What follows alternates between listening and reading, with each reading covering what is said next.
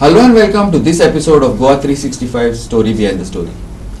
Now today is a important day. It is the occasion of the birthday of our Prime Minister Narendra Modi.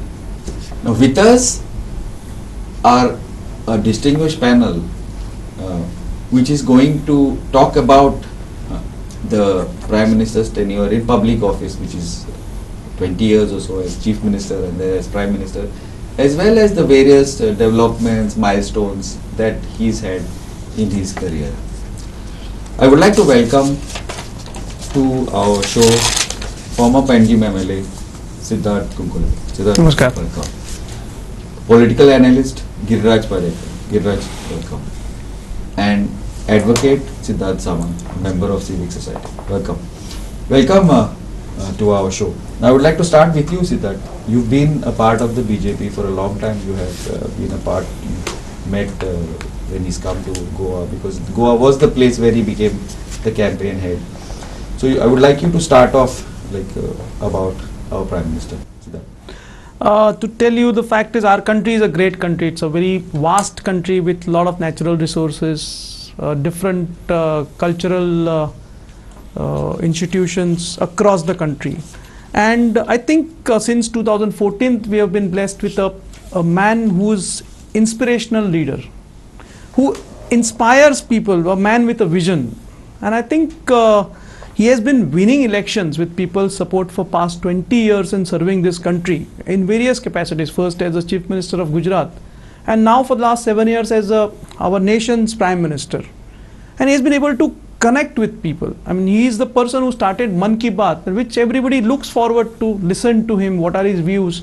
He connects with people, he gets people on board, speaks to them, picks up ideas, spreads it across nation. And I think he has been instrumental for a lot of development that has been going on across nation, connecting various parts of India, perhaps from Kashmir to Kanyakumari, from Somnath to Northeast. Every part has been now connected. Highways and culturally also.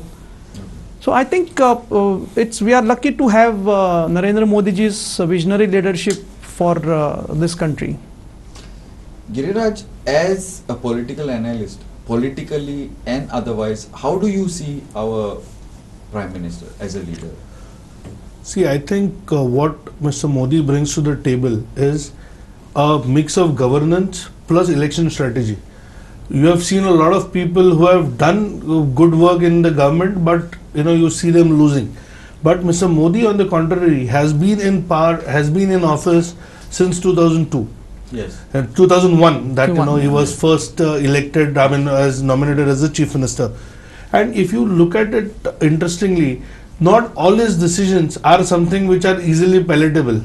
Generally you see a politician who sticks to a framework which is of appeasement. If you look at Mr. Modi, on the contrary, some of the decisions that he takes are extremely gutsy, extremely risky. Like for example, I was just trying to understand what are some of the biggest decisions he has taken. Example is demonetization.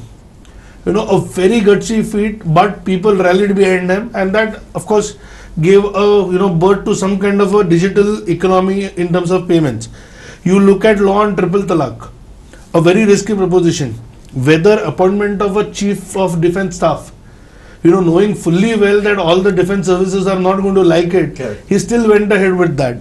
Whether the procurement of Rafale jets, whether it is forming Ram Mandir Trust, any politician would have put the Uttar Pradesh Chief Minister as the chairman of the committee. What he did was kept everybody from the politics or his ideological family of RSS, he kept everybody away and formed a trust which was completely independent. Or revocation of Article 370, whether you talk about CAA, making Jammu and Kashmir a union territory. So these are some of the decisions that are not something that go without criticism. For example, farm laws, extremely good laws. People have opposed it, people are on the streets, but he knows it is in the interest, so he sticks to it. And I am sure he'll find a way to give it a political spin when time comes to it. So, he does not get bogged down. So, governance plus election strategy is something that he brings to the table, and that is, I think, what makes him the tall leader that he is today. Samant, Advocate Samant, now you are part of civic society. You are a professional. Now, professionals expect something from politicians, from government, and which before this prime minister came in, there was always something lacking, something not, or were everything okay? So I just want to know from the civic society point of view, from a professional's point of view, which are the backbone of upward India today. What is your take on this? What we normally look at a national leader, be it a president or otherwise, or prime minister or otherwise, somebody who has clarity of vision, somebody who takes tough stands where it is required, whether it is 370, whether it is issues like terrorism, a good foreign policy, a decisive leader, then somebody who has a mass appeal, who delivers on the ground of infrastructure, and since we are a socialist country, somebody who runs a good social security schemes, be it for old people, be it for disabled people, be it for women, marginalized class people. Now, I see all these qualities in this present Prime Minister. He has a clarity of vision. Whether we agree with him, there might be people who may not agree with particular aspects of it. He has taken and he has shown that he can take tough stands whether it is 370, whether it is Aksai Chin, whether it is NRC, whether it is agriculture, where it is required, he has taken a tough stand. As far as foreign policy is concerned, for the first time in our country, a technocrat has been brought as a foreign minister. That shows that he has some understanding. He knows what foreign policy should be. He knows how to go about it. He knows how to structure about it, and he knows what importance it carries in the present days. The manner in which he has pitched for permanent seat in UN also shows that he wants to give India an international pedestal. He wants Indians to be recognized everywhere in a particular manner, in a dignified manner. Then whether it is Swachh Bharat Abhiyan or different social toilet schemes or what, all these schemes shows that a proper social security scheme, be it Rozgar Yojana or be it that scheme which was meant for gas subsidy, all these schemes shows that Ujjwala Yojana, all these schemes shows that he has a clear vision about how to go about social schemes for the betterment of the social sector. Now these are all qualities that we want to see in our national leader, be it Prime Minister or any other leader. Now these all qualities, if you see, there is only one leader who can take this country forward with all these qualities and all these, and that is what I see in the Narendra Modi's vision. Siddharth, I'll come back to you on a purely political point of view. See, now what happens is, today India is not what it was even 10 years back. Today Indians were always a proud race, no doubt, but there was always we were always on the back foot, polite, little, hesitant. But today's India is not like this. Like say for example, you, me, or even Giriraj, many times we are in your face. A prime example of this can be our cricket team. Can you, when we were growing up, we were seeing the only thing our batsmen would do, I know it might be a little controversial, but ducking under the bouncers while these guys were hurling these bombs at us, West Indies. All of us must have cringed but today it's the other way around. They have become assertive now. Yes, assertive, in your face, that it's our time. So is in this past, this pride, you think as a politician, it's important for us to feel that thing that no, we are not second best to anybody. No, we may be superior to. Yes. See, India is young. Today, India consists of almost 60% population below 40 and aspiring to do well. All of us, all the youth of this country have great potential. We have seen it. We have seen youth. But Siddharth, we always had potential. Yeah, of course, yes. We had potential, but the opportunities were limited. In Silicon Valley. Yes, we had to migrate outside India to show the things. Today, it took almost 42 years for a polio vaccine to come to India. Today's scene, we have produced Covaxin on our own, which is supposed to be the best vaccine in the world. We are the largest producer of Covishield, and we are exporting to other countries. This was never the scene before, because the potential was locked. The red tapeism or the lack of leadership was a hindering factor to all this. I think the Prime Minister has opened this up. He knows what he wants. A small thing like Swachh Bharat, we always know that Swachhata is there, we require it. But to put it in our mind, ingrain it in our psyche, I think Narendra Modi has done this. Make in India. We always knew that we should do things in India. But insisting on it, even the Rafales, other than the 36 which are coming from outside, the rest of the Rafales are going to be produced in India. So I think these are the assertive steps that our government has taken, and the youth today has aspirations, and our political leadership has to fulfill those aspirations. And I think Narendra Modi ji and the team BJP is doing just that thing. I'd like to get to you, Giriraj, on this. See, the thing is that these aspirations, what Siddharth has been talking about, and what I started off initially, I know you say that 60% is below 40, but even we who are not below 40 or just, crossing 40, we are not patient any longer. We want, and we want it today. Now. We want it tomorrow. So that in your face thing, that pride, that ability which initially was yes, okay, fine, we'll keep it. Has that come out in this new India that you see, Giriraj? I would like to go on with this. Then later, maybe what needs to be done, we can go on it later. See, I think one factor which Prime Minister Modi has done from day one is to lead from example. Like we say that since 2001 he has been in government. So when he speaks about something, he comes from his own experience. I'll give a very simple comparison. You look at Manmohan Singh. He has represented Assam for time immemorial. But if I ask you today about his one contribution to Assam, we will not be able to answer. Can the same thing be said about Varanasi, where the Prime Minister gets elected from? If it is there for everybody to see. So what Prime Minister Modi does is take each and every responsibility that he gets with equalness. Today, whenever there are elections, he sees to it that he conducts rallies. That is his role as a party man. As a Prime Minister, the best example about India's assertiveness is the diaspora engagement he did. Whether it was the Wembley or the Madison Square. I don't think any Prime Minister has been able to, bring people together. Now, there can be criticism for it for political reasons. But even when Howdy Modi happened, having President of the United States listen to the Prime Minister of India addressing his own people, that's no mean achievement. And that is why I believe that Modi has been able to lead from the front. He is a leader who has given governance. So when he asks others to follow, he can ask from his own example. And another aspect is about assertiveness is he himself. He is not a puppet Prime Minister. So I think Prime Minister's own work, first as Chief Minister and now as Prime Minister, actually is, allows him to have that authority to tell the people that they have to, get down, fold their sleeves and get to work. Dodor, now I'm just catching on one word of Giriraj. He used the word puppet Prime Minister.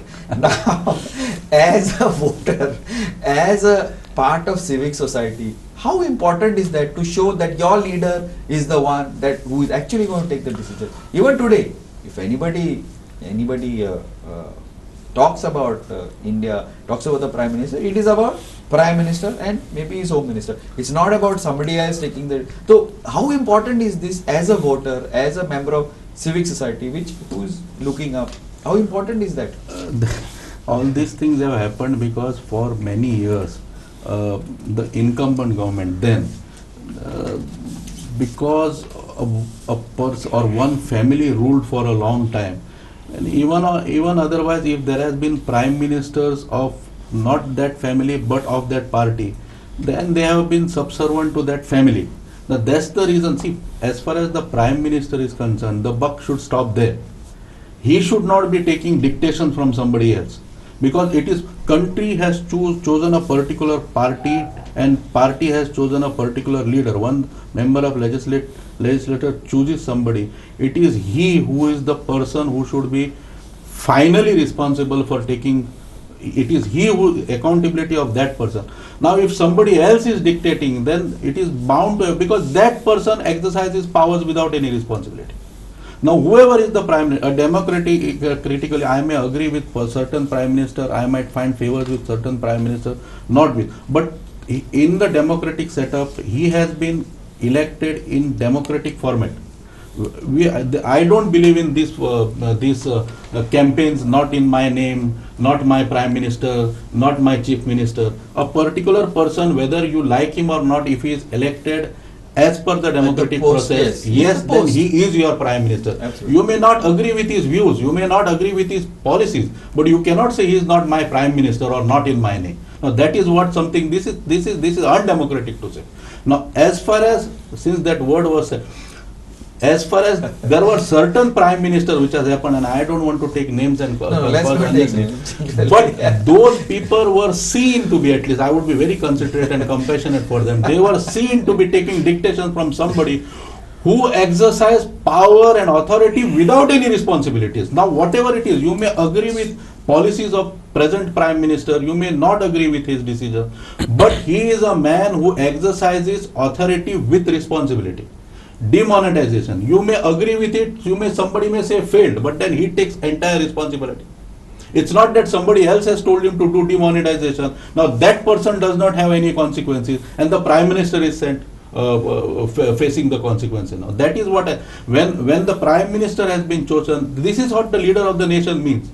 When we call a prime minister has to be a mass leader of the nation, this is what it means, that he is the person, the buck ultimately stops there. He takes the responsibility. He is chosen by the people. He is accounted to the parliament as well as the citizenry as a whole. That is what in that context, because we had some puppet prime minister, that in that context that word is come. I'll tell you one simple thing is that the terror attacks. Yes. So I have not seen a single signboard now that do not touch an abandoned thing. It can be a bomb. Last 5-6 years. No, last 7 years. I mean, last I think a major terror attack took place in any of the Indian cities was in 2011 or 2013, if I'm not wrong. Last 7 years has not seen any terror attack. Okay, I mean Kashmir or somewhere it's one off. But generally what we used to happen, as close as to Goa was Mumbai. One of my friend expired in the terror attack. So terror attack had reached our doorstep. Today it is not. We are feeling safe. And that is because of a decisive leadership. It is not that the terrorists have gone soft or they have decided to abandon India. Nothing like that. It is, they are as active as before, perhaps more because of Modi ji's policies and aggressiveness. But our agencies have been given free hand by a decisive leadership to take action. And that is why we are safe. And this is what is required for a nation. Okay, getting into politically, one thing which I just want to spin off from what Giriraj spoke about is that no doubt he is the prime minister. He is the prime minister. No question, no doubt. No, he is the prime minister. But he also takes responsibility for elections. The BJP, your party, takes every election like it's the last one. It's as if like, okay, fine. Otherwise, even though it controls more than 50% of this, besides a huge majority in the parliament, but every election is fought as if it is the last one. Now, this is the new BJP under the Modi ji's leadership, under the prime minister's leadership. What do you have to say about that? Because that is something that India has not been used to. It's another part of this in your face. Yes, even I have seen BJP change. I have been with the party for almost last 20 years and I have seen it change for the Transform, better. I would think. Yes, and today we are much more aggressive. We are, our Sevai Sangathan, a program which is given to all of us to leave aside politics and start serving people. It is not that all politics, every day we have to do 24 hours politics. We have to also serve people. Sevai Sangathan teaches us that. The political machinery teaches us to work for the people to get their votes. And I think BJP has been much more aggressive on this front. And as you said rightly, we are taking all elections seriously. Maybe it is even a single panchayat seat, but yes, we take that very seriously. And we work hard to win people's trust. And it is not BJP's style of functioning that every 5 years we will go to your place and ask for votes. Our Karyakartas are there across the state, across the country, serving people, going to people every now and then at the slightest of the opportunities. I mean, we have launched the Rashtriya Arogya Swayamsevak mission. A mission, I think, the largest in the world, largest Medicare mission in the world. We are having 7 lakh volunteers right now at this moment willing to go out in the field in case any third wave comes or the fourth wave comes. Today we will become a bridge between a normal person and a medical setup, which was a little bit lacking in the second wave. I think this is what is required, and the BJP is functioning, going in that direction. Serve people with the intention of winning their trust. This is the new focus, the new direction. See, ultimately, for success, you need focus. This new focus, this reinvention, I don't know, whatever you may call it, these are all word semantics. This has come under the leadership of Narendra Modi. This we can see is very, very open, and it's not hidden from for people who are into professionalism. What has come is दोन तरेचे भुरगे असतात. एक म्हणतात तो exam आयले का बुका काढून अभ्यास करता, and दुसरो it is I am a student and it is my dharma to study. हे वेगळ्या कॅटेगरीचे भुरगे असतात. BJP has become somebody is like that student who feels that it is his dharma to study. That is what. आणि professionalism कसल्याय गोष्टीन, whether winning elections, whether doing particular thing, कसल्याय गोष्टीन जर एक professionalism येत, ती गोष्ट बऱ्या भशेन करपाक मेळटली, बऱ्या भशेन घडटली, हातून कसलेच दुमत ना. BJP has turned out to be a very, very professional party when it comes to governance, when it comes to delivery, when it comes to winning elections. Okay, now I would like to shift little bit. Now, see, now so much has been done, right? But lots more has to be done. I can give you a few things. Like, for example, roads are done. Today we are doing 36 kilometers per day. Correct. Yeah. But lots more needs to be done on the road side. Second thing is, one thing I would like to bring in, this is my, of course, personal, but I very strongly believe in uniform civil code. Yes. Has to be brought in. Then more Rafales have to come in. 36 is not enough. It's not enough by any means. So many nuclear submarines, so many things. So what exactly, don't you feel that so much of development is done?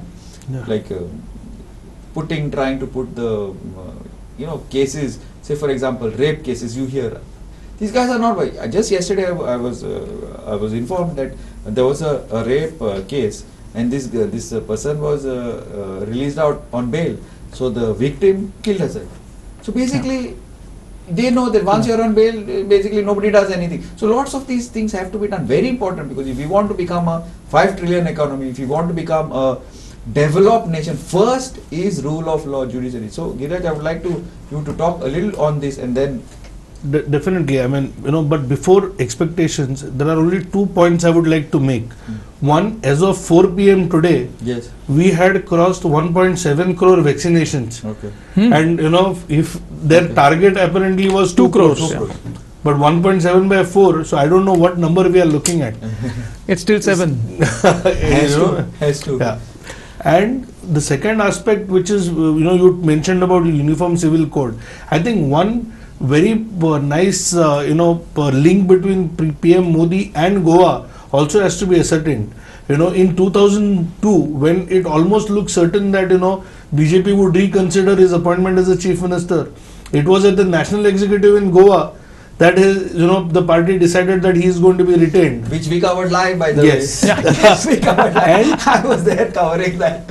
And in 2013, by Manohar Parrikar, late Manohar Parrikar, he is the one I was there. and in 2013, before any other political leader could support him, openly, it was R. Govind Manohar Parrikar, Correct. Going on record saying that nation's mood is clear. Who virtually And proposed his name. Yeah, who virtually, yeah. And then he became the campaign chief, of course, because of it, their internal this. But so Goa has been lucky to him. So I think he should, follow Goa's example and bring in uniform civil code. I think it's a need of the hour. Absolutely. No, And- I think. And apart from that, I think, as you rightly said, judicial reforms are a must.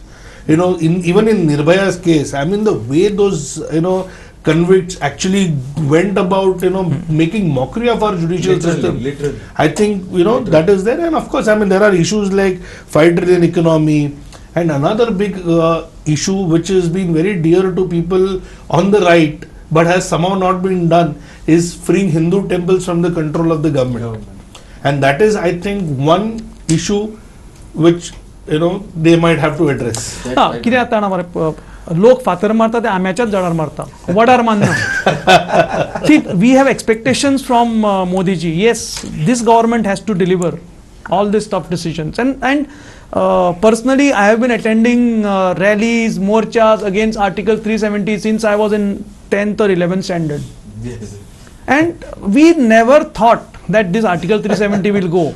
Everybody thought that with Article 370 going, the country will erupt into a big volcano and there will be massacres.